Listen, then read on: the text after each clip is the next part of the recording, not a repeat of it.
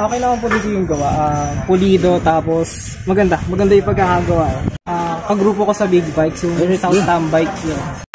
Alright, what's up? This is Marjo, Accessories and Mufflers. At meron nga tayo ditong Motorstar Explorer 250. At syempre mag-upgrade siya ng ating mga mufflers. So syempre may napili na siya at napili niya ang Yoshimura Alpha Full Carbon. So ang i-upgrade niya ay full exhaust. So syempre guys, medyo matagal-tagal na gawain to.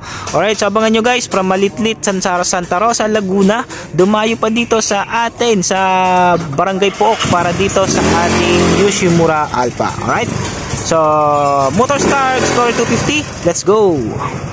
2,000 years later. What's up? This is Marjo, Accessories and Mufflers. At meron nga tayo ditong Motorstar Explorer 250 at nag-upgrade siya ng full exhaust. Ang kinabit natin ay Yoshimura Alpha Full Carbon. So syempre sound check tayo without silencer.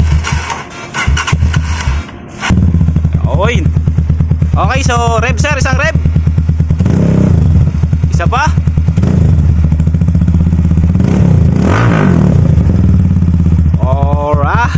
Alright, so narinig nyo naman guys yung tunog nito, napakaganda, no? Yoshimura Alpha for Motorstar Explorer 250. So yung client natin ay from Malitlit, Santa Rosa, Laguna. So dumayo pa dito sa atin para dito sa Yoshimura Alpha natin. So syempre tanong natin siya kung anong masasabi niya.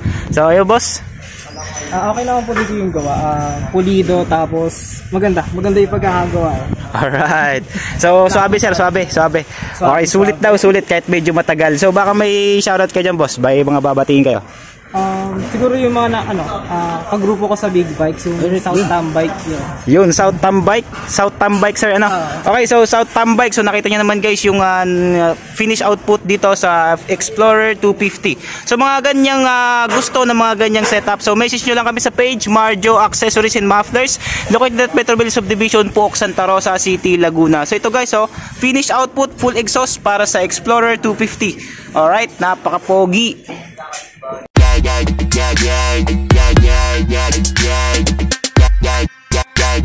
Yeah.